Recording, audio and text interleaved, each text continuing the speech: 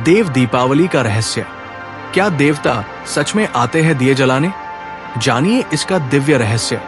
काशी की पावन धरती पर जब कार्तिक पूर्णिमा का चांद अपनी पूरी आभा के साथ आकाश में चमकता है, तब गंगा के घाटों पर लाखों दीपक जलाए जाते हैं।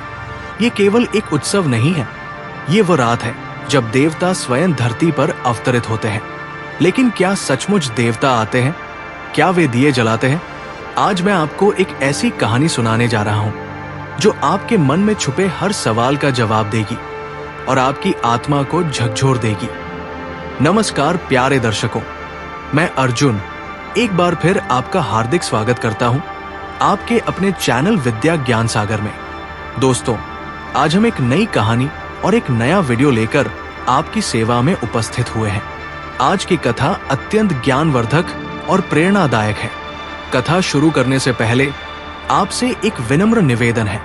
शास्त्रों में कहा गया है कि अधूरी छोड़ी गई कथा दुख और पाप का कारण बनती है, इसलिए इसे अंत तक अवश्य सुनें। और अगर आप अपनी माँ से सच्चा प्रेम करते हैं तो इस वीडियो को लाइक करें, हमारे चैनल को सब्सक्राइब करें और कमेंट में माँ लिखकर अपना समर्थन दें। तो आइए बिना किसी विलंब के आरंभ करते हैं आज की प्रेरणादायक कथा। बनारस के दशाश्वमेध घाट के पास एक छोटी सी गली में रहता था एक बालक जिसका नाम था देवांश। उसकी उम्र मुश्किल से 12 वर्ष की थी, लेकिन उसकी आंखों में एक अजीब सी गहराई थी जो किसी बूढ़े संत की आंखों में भी मुश्किल से दिखती है। देवांश अनाथ था।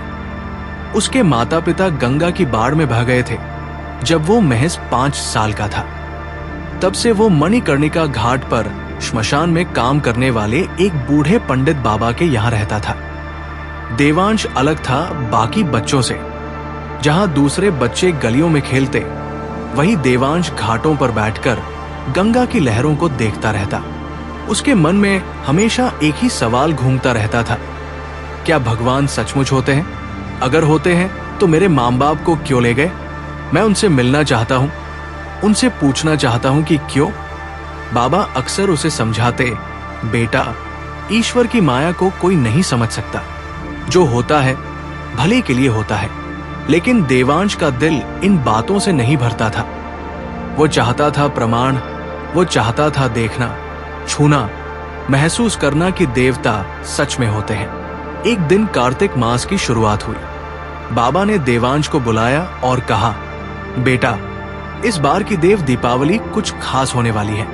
मैंने शास्त्रों में पढ़ा है कि हर 100 साल में एक बार ऐसा समय आता है जब देवताओं और मनुष्यों के बीच का पर्दा बहुत पतला हो जाता है।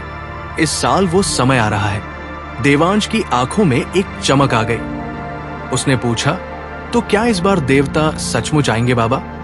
बाबा मुस्कुराए और बोले, वे हर साल आते हैं बेटा, बस देखने वाली नजर चाहिए। लेकिन इस साल जिसका मन शुद्ध हो, जिसकी भक्ति सच्ची हो, वो उन्हें देख सकता है, उनसे बात कर सकता है। उस दिन से देवांश के मन में एक नई उम्मीद जाग गई। उसने ठान ली कि वो इस देव दीपावली पर देवताओं को जरूर देखेगा। वो रोज गंगा में स्नान करता, मंदिर में घंटों बैठा रहता और रात में भी घाट पर आकर ध्यान लगाने की कोशिश करता। उसी गली में रहता था एक धनी सेठ का लड़का जिसका नाम था कृष्णकांत। वो देवांश से उम्र में बड़ा था, करीब 18 साल का। उसके पिता शहर के सबसे बड़े व्यापारी थे और कृष्णकांत को अपने धन और रुतबे का बहुत घमंड था। वो हमेशा देवांश का मजाक उड़ाता, उसे नीचा दिखाने की कोशिश करता। एक दिन देवांश घाट पर दिए जला रहा था। कृष्णकांत वहां आया और ठहाका लगाकर बोला, अरे अनाथ, क्या कर रहा है? सोचता है कि दिए जलाने से भगवान मिल जाएंगे? भगवान को तो चढ़ावा चाहिए, दान दक्षिणा चाहिए। तेरे जैसे गरीब की कौन सुनता है? देवांश ने शांति से जवाब दिया, भगवान को धन नहीं, भाव चाहिए। सच्ची भक्ति के सामने सारा धन फीका है। कृष्णकांत हंसा, देखो तो इस ज्ञानी को। अच्छा सुन, अगर तुझे इतना ही विश्वास है तो देव दीपावली पर हम दोनों एक शर्त लगाते हैं। अगर तू भगवान को दिखा दे तो मैं अपनी सारी दौलत मंदिर में दान कर दूंगा और अगर नहीं दिखा सका तो तुझे मेरे सामने झुककर माफी मांगनी होगी और ये मानना होगा कि भगवान नहीं होते। देवांश का दिल जोर से धड़कने लगा। ये शर्त खतरनाक थी, लेकिन उसके मन में विश्वास था, अटूट विश्वास। उसने कहा, मंजूर है, लेकिन याद रखना, घमंड का अंत बुरा होता है। कृष्णकांत ने व्यंग्य से कहा, देखते हैं किसका अंत होता है। देव दीपावली पर मिलते हैं। देव दीपावली में अब केवल 15 दिन बचे थे। देवांश ने अपनी साधना और तेज कर दी। वो सुबह 4 बजे उठता, गंगा में स्नान करता, फिर मंदिर में भगवान शिव के सामने घंटों बैठा रहता। उसकी आंखें बंद होती, लेकिन मन में हजारों सवाल उठते रहते। एक रात जब वो ध्यान में बैठा था, उसे एक अजीब सी अनुभूति हुई। उसे लगा जैसे कोई उसे बुला रहा है। उसने आंखें खोली तो देखा कि बाबा उसके सामने खड़े हैं। उनके चेहरे पर एक गंभीर भाव है। बाबा ने कहा, देवांश, तुमने जो शर्त लगाई है वो खतरनाक है। देवताओं को देखना आसान नहीं है। उसके लिए न केवल भक्ति चाहिए, बल्कि त्याग भी चाहिए, तपस्या भी चाहिए। तुम्हें अपने अहंकार को पूरी तरह से मिटाना होगा। देवांश बोला, लेकिन बाबा, मुझ में अहंकार कहाँ है? मैं तो सबसे छोटा हूं, मेरे पास कुछ भी नहीं है। बाबा मुस्कुराए, बेटा, अहंकार केवल धन या रुतबे का नहीं होता। अहंकार ज्ञान का भी होता है। अहंकार अपनी भक्ति का भी होता है। तुम ये सोच रहे हो कि तुम्हारी भक्ति सच्ची है और कृष्णकांत गलत है। ये भी एक तरह का अहंकार है। देवांश सन्न रह गया। उसे पहली बार एहसास हुआ कि बाबा सही कह रहे हैं। उसके मन में कहीं न कहीं ये भाव था कि वह कृष्णकांत से बेहतर है। उस दिन से देवांश ने अपने मन को और गहराई से देखना शुरू किया। उसने सभी के प्रति दया भाव रखना शुरू किया, यहां तक कि कृष्णकांत के प्रति भी। वो रोज मन ही मन प्रार्थना करता, हे प्रभु, मेरे मन से सारे विकार निकाल दो। मुझे वो शक्ति दो कि मैं आपको देख सकूं, न अपने लिए बल्कि सभी के लिए। देव दीपावली से 10 दिन पहले एक घटना घटी जिसने देवांश के जीवन को हमेशा के लिए बदल दिया। एक शाम जब वो घाट पर दिए लगा रहा था, उसने देखा कि एक छोटी सी बच्ची ने देवांश के पैर छुए और कहा, भैया, आपने मेरी जान बचाई, मैं आपको कभी नहीं भूलूंगी। देवांश ने उसे प्यार से उठाया और कहा, बेटी, मैंने कुछ नहीं किया, ये तो भगवान की कृपा थी। बच्ची की मां रोने लगी। उसने कहा, बेटा, तुमने हमारी बेटी को बचाकर हमारा जीवन बचा लिया। हम तुम्हारे एहसान को कैसे चुकाएंगे? देवांश ने कहा, मां, आप कोई एहसान मत समझिए, बस ये वादा कीजिए कि आप इसे अच्छे संस्कार देंगे, इसे प्रेम और करुणा सिखाएंगे, ताकि ये भी बड़ी होकर दूसरों की मदद करे। उस बच्ची का नाम था दीपिका। वह देवांश से इतनी प्रभावित हुई कि बड़ी होकर उसने भी अपना जीवन दूसरों की सेवा में समर्पित कर दिया। देव दीपावली की रात आखिरकार आ गई। पूरा बनारस रोशनी से नहा गया। घाटों पर लाखों दिए जलाए गए। लोगों की भीड़ उमड़ पड़ी। आकाश में चांद अपनी पूरी चमक के साथ चमक रहा था। देवांश अभी भी कमजोर था, लेकिन उसने बाबा से जिद की कि वो घाट पर जाएगा। बाबा उसे सहारा देकर दशाश्वमेध घाट ले गए। वहां पहले से ही कृष्णकांत अपने परिवार के साथ खड़ा था, भव्य कपड़ों में, घमंड से भरा हुआ। कृष्णकांत ने देवांश को देखा तो हंसकर बोला, अरे, आ गया भक्त, दिखा अपने भगवान को। मैं तो यहां खड़ा हूं, लेकिन कोई देवता नहीं दिख रहा। देवांश चुप रहा। उसने अपनी आंखें बंद की और गंगा के किनारे बैठ गया। उसके हाथों में एक छोटा सा दिया था। उसने वह दिया अपने दोनों हाथों में लिया और मन ही मन प्रार्थना करने लगा, हे गंगा मैया, हे भोलेनाथ, हे सभी देवताओं, मैं कुछ नहीं मांगता, मुझे बस यही दिखा दो कि तुम हो।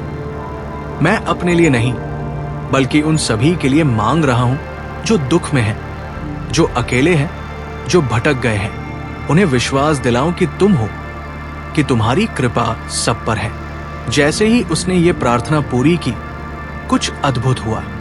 उसके हाथों में जो दिया था वो अचानक से बहुत तेज चमकने लगा, इतना तेज कि आसपास के सभी लोगों की नजरें उस पर गई। अगले ही पल गंगा का पानी अचानक से शांत हो गया और फिर उस शांत पानी की सतह पर एक दिव्य प्रकाश दिखाई देने लगा। लोग हैरान होकर देखने लगे। कृष्णकांत के मुंह से अचानक से बोल नहीं फूट रहे थे। देवांश ने अपनी आंखें खोली और जो उसने देखा वो उसके जीवन का सबसे सुंदर और पवित्र दृश्य था। गंगा की सतह पर एक दिव्य आकृति प्रकट हुई। वो साक्षात गंगा मैया थी, श्वेत वस्त्र में, हाथ में कलश लिए। उन्होंने देवांश की ओर देखा और मुस्कुराई। उनकी मुस्कान में ऐसी करुणा थी, ऐसा प्रेम था कि देवांश की आंखों से अनायास ही आंसू बह निकले। गंगा मैया ने कहा, पुत्र, तुम्हारी भक्ति, तुम्हारा त्याग, तुम्हारी निस्वार्थता देखकर सभी देवता प्रसन्न हैं। आज की रात तुम्हें वह दर्शन होगा जो युगों में किसी को नहीं हुआ। और फिर एक के बाद एक गंगा की सतह पर अनगिनत दिव्य आकृतियां प्रकट होने लगी। भगवान शिव अपनी डमरू और त्रिशूल के साथ, मां पार्वती अपनी दिव्य छवि में, भगवान विष्णु अपने शंख चक्र गदा पद्म के साथ, मां लक्ष्मी, मां सरस्वती, ब्रह्मा जी, इंद्रदेव और न जाने कितने देव देवियां, वे सभी घाट की ओर आए और प्रत्येक ने अपने हाथों से एक एक दिया जलाया। उनके जलाए दिए ऐसे चमक रहे थे जैसे तारे धरती पर उतर आए हों। ये दृश्य केवल देवांश को ही नहीं बल्कि उस समय घाट पर मौजूद सभी लोगों को दिख रहा था। हजारों लोग अवाक खड़े थे, उनकी आंखों से आंसू बह रहे थे। कई लोग घुटनों के बल गिर गए, हाथ जोड़कर प्रार्थना करने लगे। कृष्णकांत भी वही खड़ा था, पूरी तरह से स्तब्ध। उसका घमंड धूल में मिल गया था, उसके हाथ कांप रहे थे, उसकी आंखों से भी अश्रुधारा बहन निकली। वो देवांश के पास आया और उसके पैरों में गिर गया। माफ करो, माफ करो, मैंने तुम्हारा अपमान किया। मैं अपने घमंड में अंधा हो गया था। मैं भगवान को नहीं पहचान सका, प्यार को नहीं पहचान सका, भक्ति को नहीं पहचान सका। मुझे माफ कर दो। देवांश ने उसे उठाया और गले लगा लिया। उसने कहा, भाई, ये तुम्हारी गलती नहीं थी। हम सभी भटकते हैं, लेकिन जो अपनी गलती को पहचान लेता है वही सच्चा इंसान है। भगवान शिव ने देवांश की ओर देखा और अपनी गहरी आवाज में कहा, पुत्र देवांश, आज तुमने वह कर दिखाया जो हजारों वर्षों की तपस्या से भी मुश्किल है। तुमने निस्वार्थ प्रेम दिखाया, त्याग दिखाया और सबसे बढ़कर तुमने अपने शत्रु के प्रति भी करुणा दिखाई। यही असली भक्ति है, यही असली धर्म है। मां पार्वती ने कहा, पुत्र, तुम्हारे मन में जो सवाल है मैं उसका जवाब देती हूं। तुम्हारे मां बाप को हमने तुमसे नहीं छीना। वो उनका समय था पृथ्वी छोड़ने का, लेकिन उन्होंने तुम्हें अकेला नहीं छोड़ा। वे हर पल तुम्हारे साथ हैं, तुम्हारी रक्षा कर रहे हैं, तुम्हारा मार्गदर्शन कर रहे हैं। और देखो, उन्होंने तुम्हें इतना मजबूत बनाया कि तुम आज यहां खड़े हो। देवांश रो पड़ा, लेकिन ये खुशी के आंसू थे, संतोष के आंसू थे। उसके सारे सवालों के जवाब मिल गए थे, उसके मन की सारी उलझनें सुलझ गई थी। भगवान विष्णु ने कहा, देवांश, आज की रात केवल तुम्हारे लिए नहीं है, ये सभी के लिए एक संदेश है। देव दीपावली इसलिए मनाई जाती है ताकि मनुष्य ये याद रखे कि अंधेरे पर प्रकाश की जीत होती है, बुराई पर अच्छाई की जीत होती है और घमंड पर विनम्रता की जीत होती है। हम देवता हर साल आते हैं, न केवल दिए जलाने बल्कि लोगों के दिलों में उम्मीद की ज्योति जलाने। गंगा मैया ने कहा, और याद रखो, हम केवल देव दीपावली की रात ही नहीं आते, हम हर उस पल मौजूद होते हैं जब कोई सच्चे दिल से हमें याद करता है, जब कोई किसी की मदद करता है, जब कोई प्रेम फैलाता है। हर अच्छा काम हमारी उपस्थिति का प्रमाण है। उस रात के बाद बनारस बदल गया। वहां मौजूद हजारों लोगों ने जो देखा था, उस कथा को पूरे शहर में, पूरे देश में फैला दिया। लोग अब देव दीपावली को एक नई दृष्टि से देखने लगे। ये केवल दिए जलाने का त्योहार नहीं रह गया, ये आत्मा की शुद्धि का, प्रेम का, करुणा का त्योहार बन गया। कृष्णकांत का जीवन पूरी तरह से बदल गया। उसने अपने पिता की दौलत का एक बड़ा हिस्सा गरीबों में बांट दिया। उसने एक अनाथालय खोला जहां वो खुद जाकर बच्चों को पढ़ाता, उनसे प्यार से बात करता। वो देवांश का सबसे अच्छा दोस्त बन गया। देवांश को उस रात के बाद एक अजीब सी शांति मिल गई। उसके चेहरे पर एक दिव्य तेज आ गया। लोग उसके पास आने लगे, अपनी परेशानियां बताने लगे और देवांश उन्हें वही सलाह देता जो उसने उस रात देवताओं से सीखी थी। प्रेम करो, त्याग करो, घमंड छोड़ो और सबसे बढ़कर विश्वास रखो। बाबा देवांश को देखते और मुस्कुराते। उन्हें पता था कि उनका शिष्य अब किसी साधारण बालक नहीं रह गया था। वो एक मार्गदर्शक बन गया था, एक प्रकाश स्तंभ बन गया था। समय बीतता गया। देवांश अब 20 साल का हो गया था। उसके बारे में पूरे देश में कहानियां फैलने लगी। लोग उसे संत मानने लगे, लेकिन देवांश खुद को हमेशा एक साधारण भक्त ही कहता। एक दिन बाबा बीमार पड़ गए। उनकी तबीयत दिन ब दिन बिगड़ती गई। देवांश ने उनकी हर संभव सेवा की, लेकिन बाबा की उम्र अब जवाब दे रही थी। एक रात बाबा ने देवांश को अपने पास बुलाया। उनकी आवाज बहुत धीमी थी। उन्होंने कहा, बेटा, मेरा समय आ गया है, लेकिन मैं खुश हूं क्योंकि मैंने तुम्हें तैयार कर दिया है। तुम्हें एक आखिरी बात बताना चाहता हूं। देवांश की आंखों में आंसू आ गए। उसने कहा, बाबा, ऐसा मत कहिए, आप ठीक हो जाएंगे। बाबा मुस्कुराए, बेटा, मृत्यु से मत डरो। ये जीवन का एक हिस्सा है। मैं अपने गुरुओं के पास जा रहा हूं, उन देवताओं के पास जिन्होंने तुम्हें दर्शन दिए। लेकिन सुनो, देव दीपावली का असली रहस्य यह है कि देवता हमेशा हमारे बीच होते हैं। वे हर उस व्यक्ति में होते हैं जो प्रेम करता है, जो सेवा करता है, जो त्याग करता है। तुम्हारी मां में भी देवी थी, तुम्हारे पिता में भी देवता थे। हर मां में देवी है, हर पिता में देवता है। हर सच्चा इंसान खुद एक देवता है। बाबा ने एक लंबी सांस ली और कहा, और बेटा, मैं तुम्हें एक राज बताता हूं। उस रात जब तुमने गंगा में बच्ची को बचाया था, मुझे एक दिव्य स्वप्न आया था। देवताओं ने मुझसे कहा था कि तुम कोई साधारण बालक नहीं हो। तुम्हारी आत्मा बहुत पुरानी है, बहुत पवित्र है। तुमने पिछले जन्मों में भी बहुत तपस्या की है। यही कारण है कि तुम्हें वो दर्शन हुआ। देवांश हैरान रह गया। उसने कहा, लेकिन बाबा, मैं तो खुद को बहुत साधारण समझता हूं। बाबा ने उसके सिर पर हाथ रखा और कहा, यही तो तुम्हारी महानता है बेटा। सच्ची महानता विनम्रता में है। अब मेरा एक आखिरी वादा निभाओ। हर साल देव दीपावली पर लोगों को यह सच्चाई बताना कि देवता केवल आकाश में नहीं, बल्कि हमारे बीच, हमारे दिलों में है। जो प्रेम करता है वही सच्चा देवता है। उस रात बाबा ने अंतिम सांस ली। उनके चेहरे पर एक शांत मुस्कान थी। देवांश ने उनका अंतिम संस्कार पूरे विधि विधान से किया। बाबा की मृत्यु के बाद देवांश ने उनकी विरासत को आगे बढ़ाने का संकल्प लिया। हर साल देव दीपावली पर वो दशाश्वमेध घाट पर एक विशेष सत्संग आयोजित करता। हजारों लोग आते और वो उन्हें बाबा की सीख सुनाता, देवताओं के संदेश बताता। ये है देव दीपावली का दिव्य रहस्य। ये है वो सच जो देवांश ने अपनी जिंदगी से सिखाया। और ये सच आज भी उतना ही प्रासंगिक है जितना 40 साल पहले था। हर देव दीपावली पर याद रखिए कि आप खुद एक दिया है। आपके भीतर वो प्रकाश है जो पूरी दुनिया को रोशन कर सकता है।